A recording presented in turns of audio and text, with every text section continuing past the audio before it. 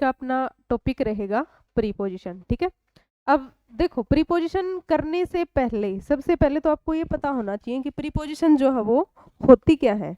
Preposition क्या होती है, देखो नाम से ही पता लग रहा है, दो वर्ड है, एक वर्ड क्या है प्री और दूसरा वर्ड क्या है पोजीशन। अब आपको पता है पोजीशन का मतलब क्या होता है, पोजीशन का मतलब होता है जगह, प्लेस, है ना। और प्री का मतलब क्या होता है, प्री का मतलब होता है पहले। जैसे आप लोग एग्जाम्स देते हो, प्रीलिम्स होता है, मेंस होता है, तो प्री का मतलब कौन सा एग्जाम होता है, जो आप पहले देते हो उसके बाद में आप मेंस देते हो। ऐसे ही प्री का मतलब क्या हुआ, प्री बोर्ड भी होते हैं। प्री का मतलब हुआ पहले और पोजीशन का मतलब हुआ, पोजीशन का मतलब हुआ जगह बोल सकते हो आप। ठीक है, तो प्रीपोजिशन का मतलब क्या हुआ, किसी चीज से पहले जगह लेना, यानी पहली चीज कंफर्म हुई। प्रीपोजिशन आपको कभी भी किसी सेंटेंस के लास्ट में नहीं मिलेगी, किसी ना किसी वर्ड से तो पहले मिलेगी। और वो वर्ड क्या होगा, वो वर्ड होंगे दो, एक वर्ड तो वो होगा आपका नाउन या फिर वो वर्ड आपका हो सकता है प्रोनाउन। ठीक है,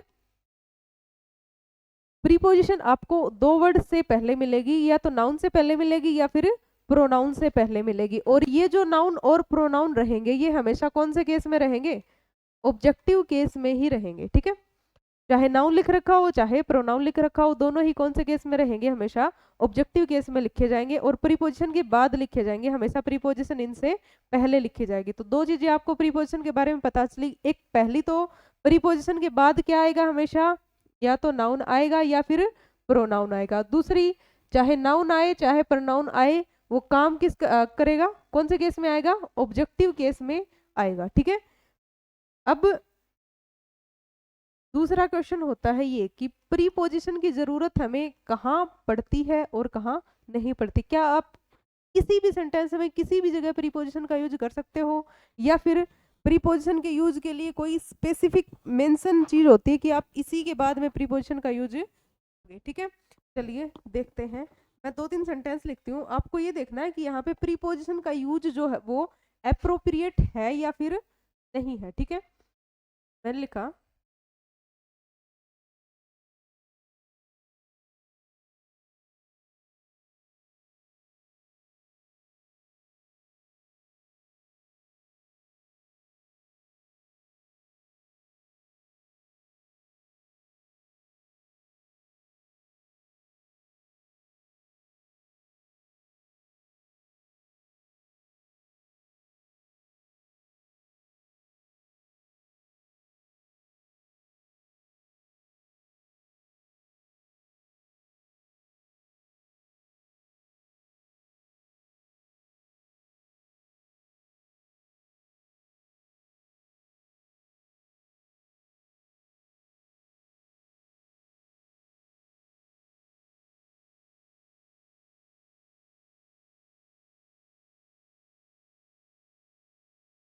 देखिए चार सेंटेंस लिखे हैं मैंने, कहीं पे प्रीपोजिशन का यूज किया है, कहीं पे प्रीपोजिशन का यूज नहीं किया है।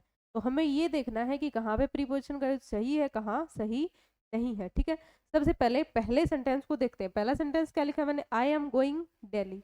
सही है क्या, नहीं है ना सही, क्योंकि अच्छा सा नहीं लग रहा बोलने में, है ना। बोलने में अच्छा कब लगता है, जब इस गोइंग के बाद क्या लिखा होता, टू लिखा होता। हम बचपन से पढ़ते हैं ना, I am going to school, तो हमें ये पता है गो के बाद हमेशा क्या आता है, टू आता है। ठीक है, यानी प्रीपोजिशन आएगी। ठीक है, अगला देखो, she died him. She died him क्या होता है, यहाँ भी कुछ मिसिंग लग रहा है सेंटेंस में, है ना। मिसिंग क्या है, यहाँ पे भी हमारा प्रीपोजिशन आएगी, जो मिसिंग है क्या आएगी वो अभी हमें नहीं पता, पहले ये देखते हैं कि कहाँ आएगी और कहाँ नहीं आएगी। ठीक है, नेक्स्ट देखो, ही किल्ड टू हर। इस टू की जरूरत थी क्या, नहीं थी। आप डायरेक्ट भी लिख सकते थे, ही किल्ड हर, उसने उसे मार दिया। ठीक है, टू यहाँ पे लिखना सही नहीं था, यानी यहाँ पे जो प्रीपोजिशन का यूज था वो अप्रोप्रिएट नहीं था। उसके बाद फोर्थ सेंटेंस को देखते हैं, ही इंट्रोड्यूस्ड टू मी। अब यहाँ भी ये जो टू है ये थोड़ा सा अच्छा सा नहीं लग रहा हमें, है ना, दिक्कत होती है बोलने में, अच्छा नहीं लग रहा कि ही इंट्रोड्यूस्ड मी बोल सकते हैं डायरेक्ट कि उसने मुझे इंट्रोड्यूस किया। ठीक है, अब ये देखते हैं कि पहली चीज आपको कैसे पता लगे कि कहाँ पे प्रीपोजिशन को आना है और कहाँ प्रीपोजिशन को नहीं आना है, कहाँ हम प्रीपोजिशन का यूज करें और कहाँ हम प्रीपोजिशन का यूज ना करें। ठीक है, उसके लिए चलते हैं। कल हम लोगों ने वर्ब के बारे में कुछ पढ़ा था क्या, वर्ब के टाइप्स पढ़े थे हमने, कौन कौन से टाइप्स की वर्ब होती हैं, ठीक है। उसी में हमने एक टाइप पढ़ा था ट्रांजिटिव और इनट्रांजिटिव वर्ब। क्या होती थी हमारी ट्रांजिटिव और इनट्रांजिटिव वर्ब? दो टाइप की वर्ब थी, एक वर्ब कौन सी थी? ट्रांजिटिव, और दूसरे टाइप की वर्ब कौन सी थी? इनट्रांजिटिव वर्ब थी।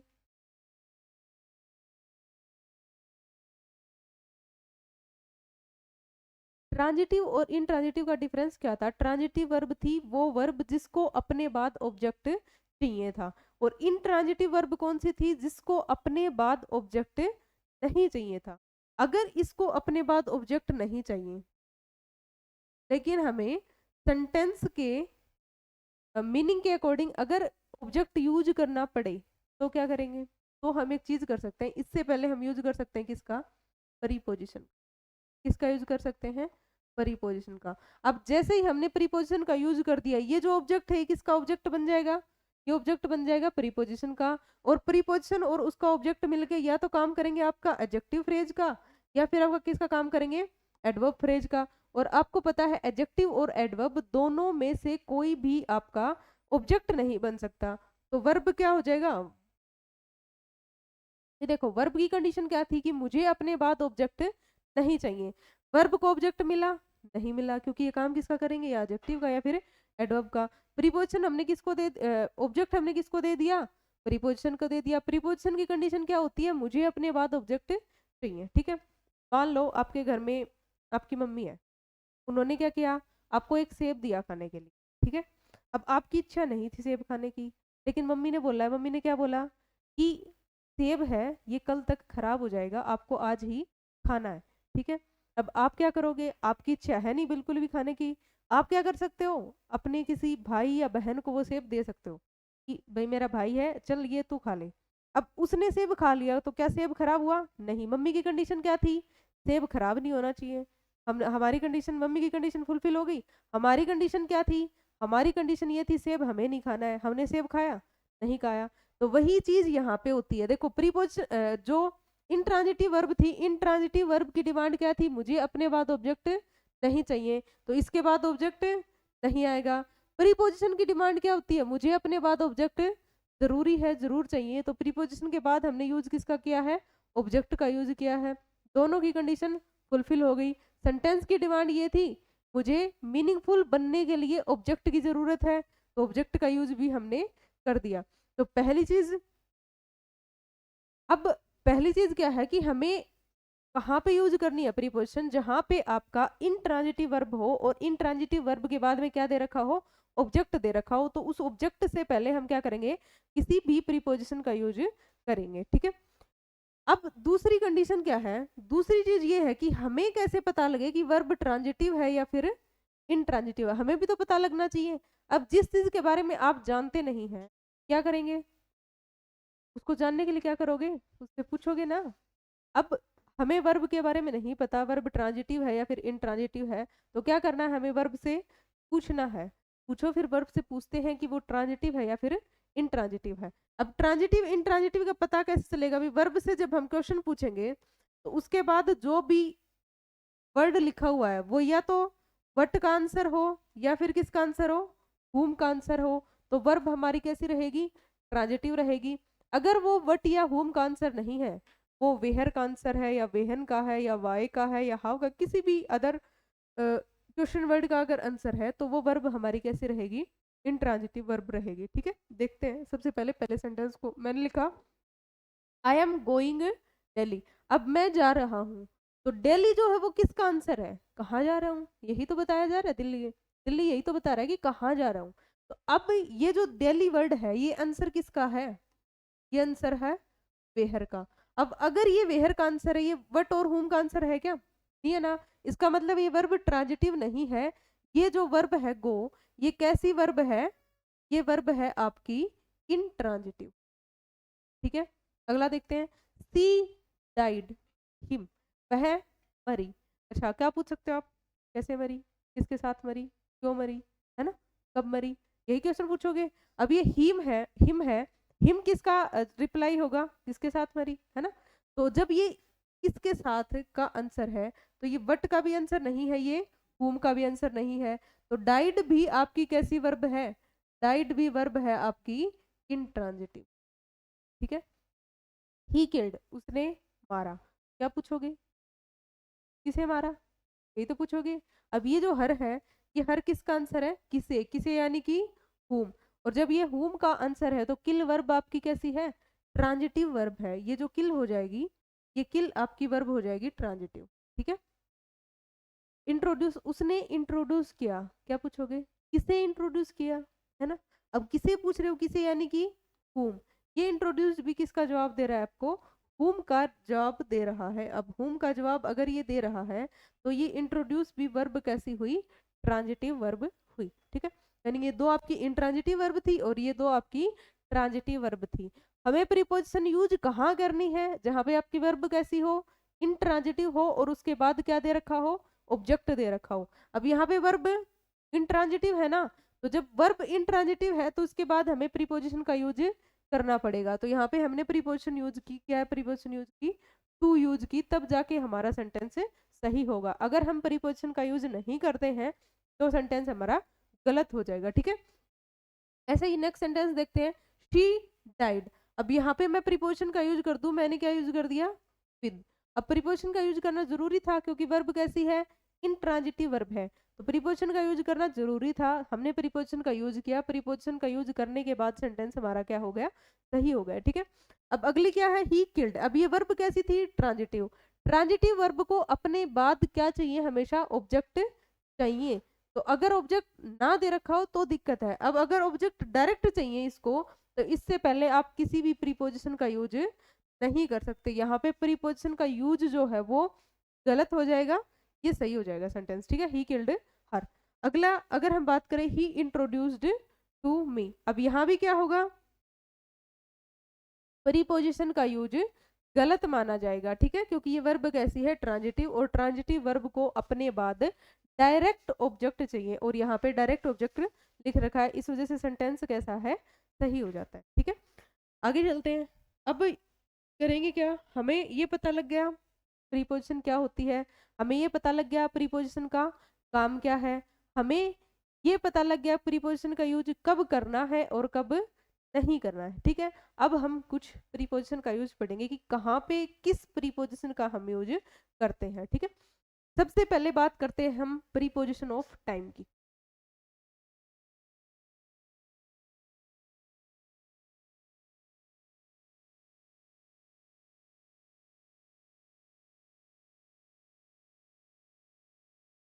सबसे पहले किस प्रीपोजिशन की बात करेंगे, प्रीपोजिशन ऑफ टाइम। अब प्रीपोजिशन ऑफ टाइम कौन सी होती है, देखो, एट होती है आपकी, ऑन होती है और इन होती है। ये तीन आपकी प्रीपोजिशन ऑफ टाइम होती हैं, एट, ऑन और इन, ठीक है। तीनों में डिफरेंस क्या है, देखो, एट का यूज आप कब करोगे और ऑन का कब करोगे। ऑन का यूज आप करते हो जब आपके पास क्या हो, 24 आवर्स की ड्यूरेशन हो, ठीक है, ड्यूरेशन ऑफ 24 आवर्स। अगर 24 आवर्स की ड्यूरेशन है तो आप यूज करोगे किसका, ऑन का। अगर 24 आवर्स से कम की ड्यूरेशन है, एट किसका, एट कहाँ पे यूज करोगे, जब आपके पास 24 आवर्स से कम ड्यूरेशन है, ठीक है। और इनका यूज कब करोगे, जब 24 आवर्स से ज्यादा की ड्यूरेशन होगी,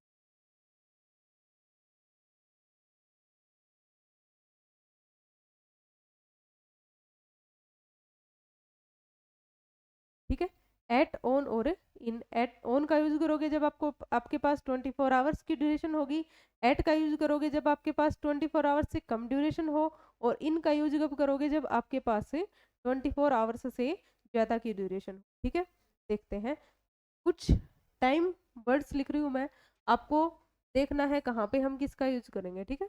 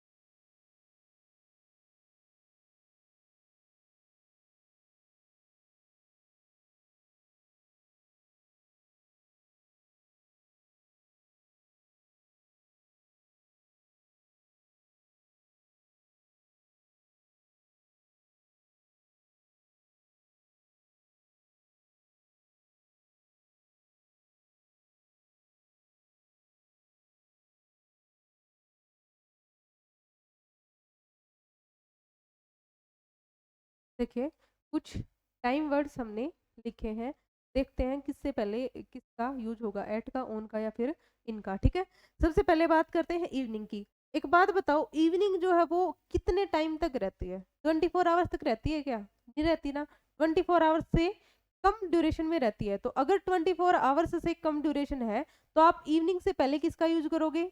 तीनों में से देखो, 24 आवर्स से कम ड्यूरेशन के लिए किसका यूज कर रहे हैं हम? एट का यूज कर रहे हैं। तो यहाँ पे आप इवनिंग से पहले किसका यूज करोगे? एट का यूज करोगे। ठीक है, अगर अब मॉर्निंग की बात करें, मॉर्निंग से पहले, मॉर्निंग कितने टाइम रहती है? वो भी 24 आवर्स से कम ड्यूरेशन में रहती है। और अगर 24 आवर्स से कम ड्यूरेशन में रहती है तो आप किसका यूज करते हो? एट का। लेकिन कब? जब उससे पहले कोई भी आर्टिकल ना दिया हो। यहाँ पे मॉर्निंग से पहले एक आर्टिकल दे रखा है, क्या दे रखा है? ए।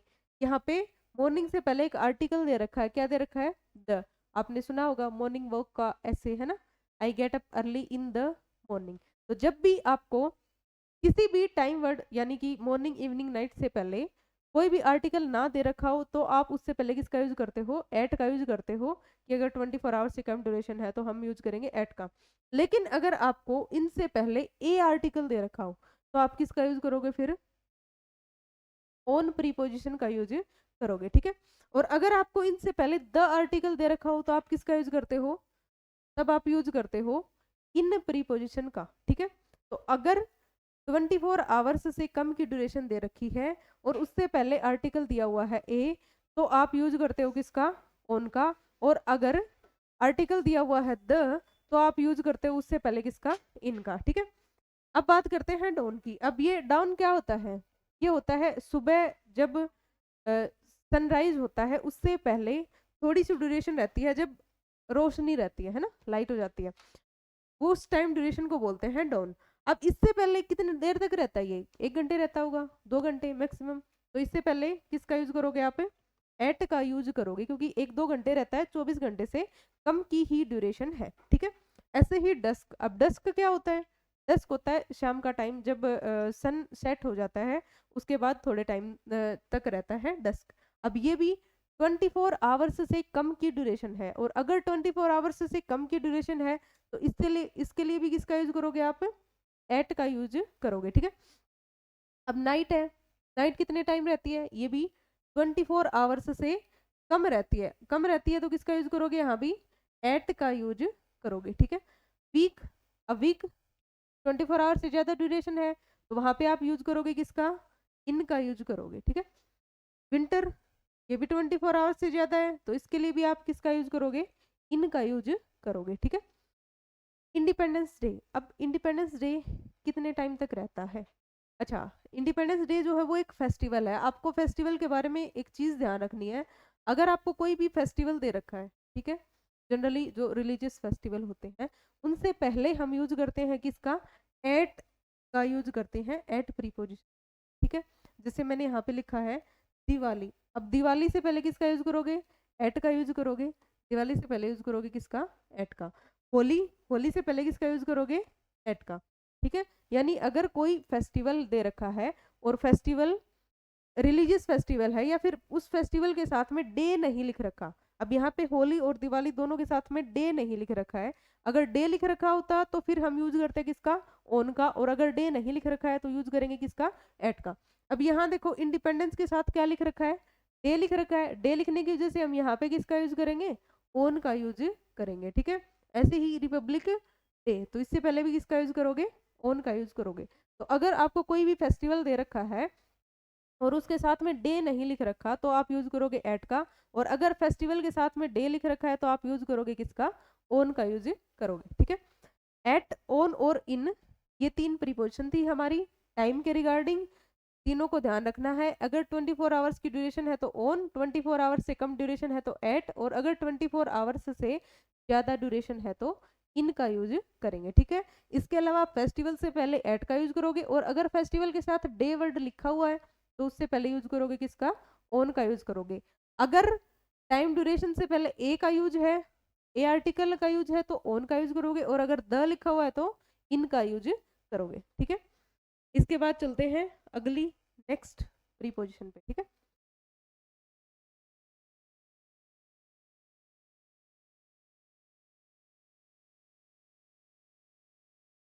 नेक्स्ट जो हमारी टाइम के रिगार्डिंग प्रीपोजिशन है वो कौन सी है, सिंस और फॉर। ठीक है, सिंस और फॉर आप लोगों ने पढ़े भी होंगे, है ना।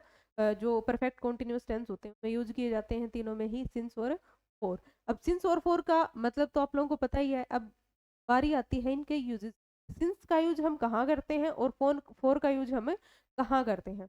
सिंस का यूज कहाँ करोगे, आपने पढ़ा होगा डेफिनेट टाइम के लिए। सिंस का यूज कहाँ करते हैं हम, डेफिनेट टाइम के लिए। ठीक है, डेफिनेट टाइम का मतलब क्या होता है, निश्चित समय, है ना। या फिर आप इसी को बोल सकते हो क्या, फिक्स्ड टाइम। डेफिनेट टाइम या फिर फिक्स्ड टाइम आप बोल सकते हो। फॉर का यूज आप कब करते हो, फॉर का यूज आप करते हो इनडेफिनेट टाइम के लिए, यानी अनिश्चित समय के लिए। या फिर इसी को वो टाइम भी बोल सकते हो जो फिक्स न हो। सिंस का यूज करोगे डेफिनेट टाइम के लिए जो फिक्स हो, और फॉर का यूज करोगे इनडेफिनेट टाइम के लिए जो फिक्स न हो। ठीक है, अब आपको कैसे पता लगेगा कि टाइम डेफिनेट है या फिर डेफिनेट। डेफिनेट का मतलब क्या हुआ, डेफिनेट का मतलब होता है फिक्स्ड, का मतलब क्या हुआ, आपको कैसे पता लगे कि ये टाइम फिक्स है या फिर नहीं है। फिक्स्ड का मतलब होता है या फिर डेफिनेट का मतलब होता है जहाँ पे आपको स्टार्टिंग पॉइंट पता हो। जैसे मैं बोलूँ, मैंने आपको बोला मैं 2 घंटे से आपको पढ़ा रही हूँ। अब वो 2 घंटे फिक्स्ड नहीं है, क्यों नहीं है, आपको ये पता लगा कि मेरा स्टार्टिंग टाइम क्या है, नहीं पता लगेगा ना। अगर मैं बोलूँ कि मैं आपको 4 बजे से पढ़ा रही हूँ, तो आपको स्टार्टिंग पॉइंट पता है, पता है ना। तो जहाँ पे आपको स्टार्टिंग पॉइंट पता हो वो टाइम कैसा होता है, डेफिनेट होता है। जहाँ पे आपको स्टार्टिंग पॉइंट पता ना हो वो टाइम कैसा होता है, इनडेफिनेट होता है। या फिर हम इसी के लिए ये भी बोल देते हैं, सिंस को हम यूज करते हैं पॉइंट ऑफ टाइम के लिए, और फॉर को हम यूज करते हैं,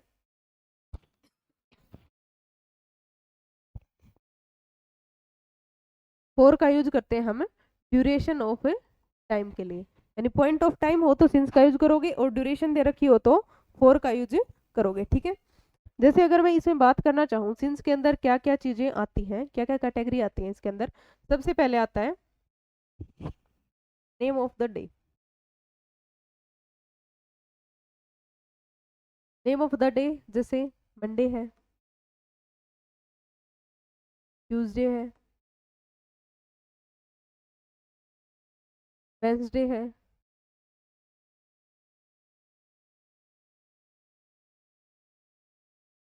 वेडनेसडे नहीं होता है भाई, ये वेंसडे होता है। ठीक है, संडे मंडे ट्यूसडे, ये अगर आपको कहीं भी दिखे तो इससे पहले आप किसका यूज करोगे, सिंस का यूज करोगे। ठीक है, इसके अलावा अगर आपको पार्ट्स ऑफ द डे दिखे कहीं भी, parts of the day, parts of the day कौन से होते हैं, पार्ट्स ऑफ द डे होते हैं जैसे मॉर्निंग है, इवनिंग है, नाइट है, आफ्टरनून है, नून है, ये सारे के सारे पार्ट्स ऑफ द डे होते हैं। तो अगर ये आपको कहीं भी मिले तो इनसे पहले भी आप किसका यूज करोगे, सिंस का यूज करोगे। ठीक है, लिख देती हूँ मैं, मॉर्निंग है,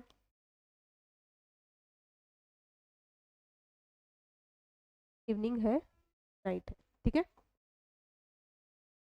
नेम ऑफ द डे के अलावा नेम ऑफ द मंथ मिल जाए आपको, महीनों के नाम मिले, जैसे जनवरी है,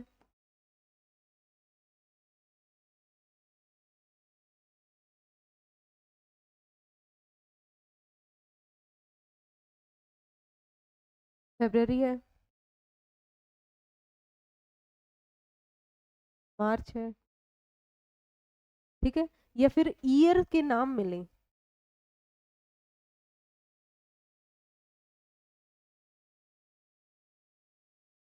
जैसे आपको मिल जाए 2024, 2023, इस टाइप से ईयर के नाम मिले। इसके अलावा आपको कोई भी डेट मिल जाए, आपको कोई भी टाइम मिल जाए। ठीक है, कोई भी फिक्स टाइम, जैसे 3 o'clock, 4 o'clock, 5 o'clock, कोई भी डेट, जैसे आप बोल सकते हो 1 जनवरी, 2 जनवरी, 3 जनवरी, कुछ भी डेट मिल जाए, कोई कोई भी आपको डेट मिल जाए, कोई भी आपको टाइम मिल जाए, तो उससे पहले भी आप किसका यूज करोगे, सिंस का यूज करोगे। ठीक है, इसके अलावा अगर आपको पास्ट इंडेफिनिट टेंस मिल जाए,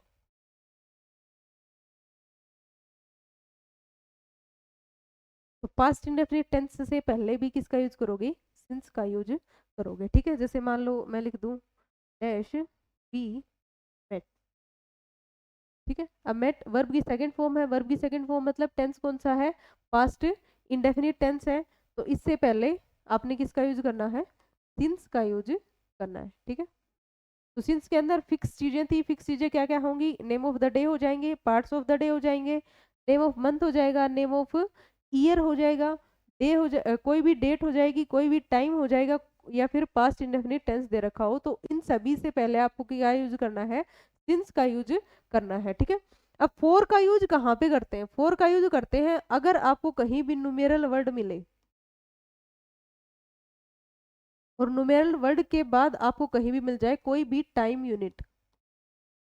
ठीक है, numeral word plus time unit, तो वहां पे आप यूज कर दोगे किसका, फोर का। ठीक है, अब न्यूमेरल वर्ड का मतलब समझते हो, न्यूमेरल वर्ड का मतलब होता है काउंटिंग, 1 2 3 4 5 6 कहीं भी आपको मिले, और उसके बाद में टाइम यूनिट, टाइम यूनिट जैसे सेकंड है, मिनट है, डे है, ठीक है, आवर है, मंथ है, ईयर है, वीक है, ऐसे कुछ भी मिले आपको, और उससे पहले आपको कोई न्यूमेरल वर्ड, जैसे आपको मिल जाए 15 मिनट्स, तो 15 मिनट्स से पहले आप किसका यूज करोगे, फोर का यूज करोगे। आपको मिल जाए 2 आवर्स, 2 आवर्स से पहले किसका यूज करोगे, फोर का यूज करोगे। 3 ईयर्स, 3 ईयर्स से पहले किसका यूज करोगे, फोर का यूज करोगे। ठीक है, तो सिंस और फोर का ये डिफरेंस था, हमने देखा कि किससे पहले हम सिंस का यूज करते हैं, किससे पहले फोर का यूज करते हैं। ध्यान रखना भाई, अगर आपको डेफिनेट टाइम, फिक्स टाइम पता लग रहा है, बहुत अच्छी बात है, नहीं पता लग रहा तो आप इन चीज़ों को माइंड में माइंड में रिमेम्बर कर सकते हो कि किस किस से पहले हम सिंस का यूज करते हैं। ठीक है, इसके बाद चलते हैं अगली हमारी प्रीपोजिशन की ओर।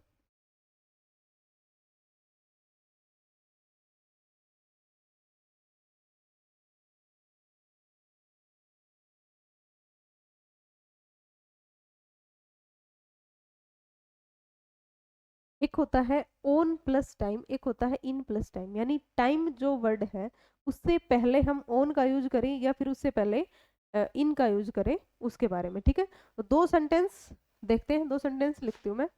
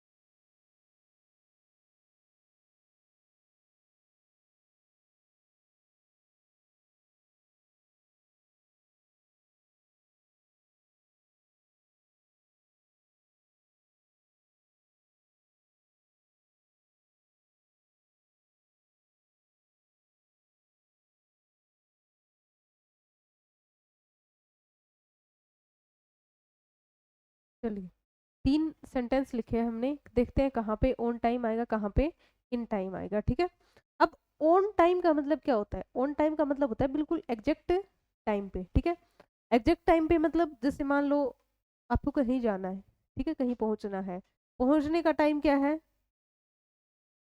10 बजे। ठीक है, तो आप 1 2 मिनट पहले पहुंचते हो या 1 2 मिनट बाद में भी पहुंच सकते हो, मतलब बिल्कुल टाइम पे ही पहुंचे हो आप। ठीक है, अब मान लो पहुंचने का टाइम है 10 बजे, आप वहां पे 9 बजे ही जाके पहुंच गए, तो आप क्या हो, इन टाइम हो। इन टाइम का मतलब होता है बिफोर टाइम। इन टाइम का मतलब होता है टाइम से पहले, और ऑन टाइम का मतलब होता है बिल्कुल एग्जैक्ट टाइम पे। ठीक है, एक बार इन सेंटेंसेस को देखते हैं, आपको और अच्छे से क्लियर हो जाएगा कि ऑन टाइम और इन टाइम का डिफरेंस जो है वो क्या है। ठीक है, देखो एक बार सेकंड सेंटेंस को देखो पहले, आई reach the station dash time, मैं स्टेशन पहुंचा टाइम पे, किसी टाइम पे पहुंचे। देखते हैं आगे क्या सिचुएशन है। I could hardly catch the train, यानी मैंने मुश्किल से ट्रेन पकड़ी है। अब मान लो आप स्टेशन पे पहुंचे, आपने मुश्किल से ट्रेन पकड़ी है, इसका मतलब आप टाइम पे, ट्रेन के टाइम पे ही पहुंचे हो या फिर टाइम से पहले पहुंचे हो? टाइम पे ही पहुंचे हो ना। मान लो 8 बजे की ट्रेन थी, तो आप हो सकता है 7:59 पे पहुंचे हो, ठीक है, और आपने क्या किया है, भाग के ट्रेन पकड़ी, या फिर हो सकता है आप एग्जैक्ट 8 बजे ही पहुंचे हो, ट्रेन चलने ही वाली थी, बस चल ही पड़ी थी, आपने क्या किया, भाग के ट्रेन में चढ़े हो आप, ठीक है। तो अगर आपने मुश्किल से ट्रेन पकड़ी है, इसका मतलब आप टाइम पे पहुंचे हो, तो आप यहाँ पे किसका यूज करोगे, I reach the station on time, ठीक है। अगला देखो, आई reach the station dash time, जो टाइम वर्ड था वो दोनों जगह सेम है, यहाँ तक का सेंटेंस दोनों में ही क्या है, सेम है, सिर्फ दोनों की कंडीशन अलग अलग है। यहाँ पे क्या कंडीशन थी, मैंने मुश्किल से ट्रेन पकड़ी है, यहाँ पे क्या कंडीशन है, I had enough time to board the train, मेरे पास ट्रेन में चढ़ने के लिए काफी टाइम है। अब अगर ट्रेन में चढ़ने के लिए काफी टाइम है, इसका मतलब मैं टाइम से काफी ज्यादा पहले स्टेशन पे पहुंच चुका हूँ, ठीक है। तो यहाँ पे आप किसका यूज करोगे, इनका यूज करोगे, I reach the station on time और I reach the station in time, ठीक है। जहाँ पे आपके पास टाइम होगा, इसका मतलब इन टाइम हो आप, और अगर आपके पास टाइम नहीं है तो ऑन टाइम हो, ठीक है। अब देखते हैं फर्स्ट सेंटेंस को, the monsoon arrived dash time, hence the farmers were happy. अब जो फार्मर्स हैं वो बहुत ज्यादा खुश हैं। भाई फार्मर्स खुश कब होंगे, जब मॉनसून टाइम पे आएगी या फिर टाइम से पहले आएगी। अगर टाइम से पहले मॉनसून आ जाती है, टाइम से पहले बारिश हो जाती है, ठीक है, तो किसान खुश होंगे क्या? किसान खुश तब होंगे जब उनको उसी टाइम पे बारिश उसी टाइम पे बारिश आए जिस टाइम पे उनको जरूरत थी, यानी कि मॉनसून कब आए, ऑन टाइम आए, तब उनकी फसलों को फायदा होगा, तभी वो हैप्पी होंगे, ठीक है। तो अगर फार्मर्स खुश है, इसका मतलब जो मॉनसून है वो बिल्कुल टाइम पे जब चाहिए थी तभी आई है। तो यहाँ पे आप किसका यूज करोगे, the monsoon arrived on time, hence the farmers were happy, ठीक है। टाइम की जो प्रीपोजिशन थी वो आपकी कंप्लीट होती है। सिंस फॉर हमने देख लिया, हमने ऑन टाइम और इन टाइम देख लिया, इसके अलावा हमने एट, ऑन और इन देख लिया, ठीक है। प्रीपोजिशन ऑफ टाइम आपकी कंप्लीट होती है। इसके बाद आगे चलते हैं अगली प्रीपोजिशन पे, ठीक है।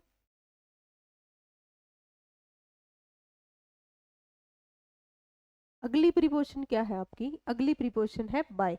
बाय का मतलब क्या होता है, बाय का यूज हम कहाँ कहाँ करते हैं, ठीक है, वो देखते हैं। सबसे पहले देखो, बाय का जो पहला यूज है वो आप करते हो कहाँ, पैसिव वॉइस में।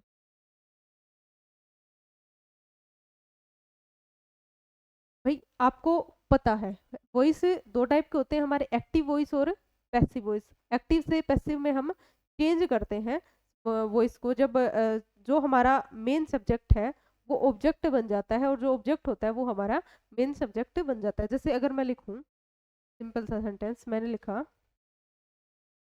आई एम टीचिंग यू, ठीक है।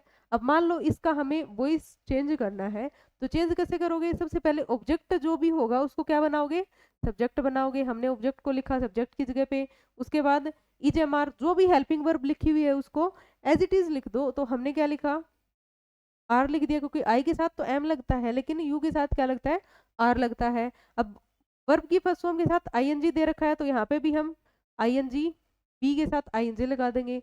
उसके बाद टीच की थर्ड फॉर्म लिखनी है हमें, क्या लिख दिया, टोट। और इसके बाद यहाँ पे हम एक प्रीपोजिशन का यूज करते हैं, और वो प्रीपोजिशन क्या होती है, वो प्रीपोजिशन जनरली होती है क्या, बाय। कुछ स्पेसिफिक भी होती हैं, जैसे नो के साथ टू लगता है, मैरी के साथ टू लगता है, कंटेन के साथ इन लगता है, वो होती है स्पेसिफिक। लेकिन जनरली अगर हम बात करें तो जनरली हर एक पैसिव वॉइस में किसका यूज किया जाता है, बाय का यूज किया जाता है। तो बाय प्रीपोजिशन का पहला यूज क्या है, पैसिव वॉइस में। जब भी आप पैसिव वॉइस बनाओगे तो वहां पे आप किसका यूज करोगे, बाय का यूज करोगे, ठीक है। बाय का अगला यूज देखते हैं। बाय का अगला यूज होता है टाइम सोर्स के लिए, ठीक है। टाइम सोर्स मतलब जैसे आपसे कोई टाइम पूछे कि क्या टाइम हुआ है, तो आप क्या बताओगे, इट्स, मान लो 3 बजे हैं, तो आप क्या बोलोगे, it's 3 o'clock bye my watch, ठीक है। आपकी घड़ी के अकॉर्डिंग क्या बजे हैं, 3 बजे हैं। तो आपको जब भी टाइम सोर्स से पहले बताना हो तो आप किसका यूज करोगे, बाय का यूज करोगे, ठीक है। टाइम सोर्स के लिए। तीसरा जो बाय का यूज होता है वो होता है मोड्स ऑफ ट्रांसपोर्ट के लिए।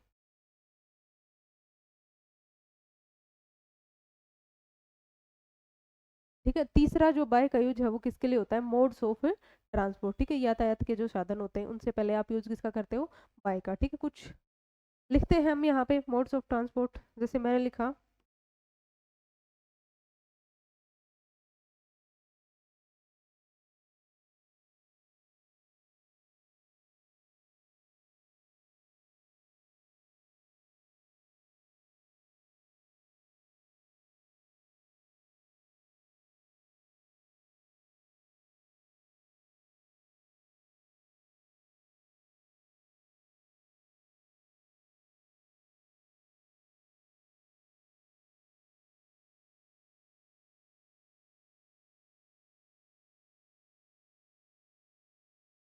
ठीक है, कुछ मोड्स ऑफ ट्रांसपोर्ट हम लोगों ने लिखे हैं, देखते हैं किससे पहले बाय आएगा या कोई ऐसा भी है जिससे पहले बाय का यूज हम नहीं कर सकते। सबसे पहले बात करते हैं ट्रेन की। अब आपको पता है ट्रेन जो है वो मोड ऑफ ट्रांसपोर्ट है।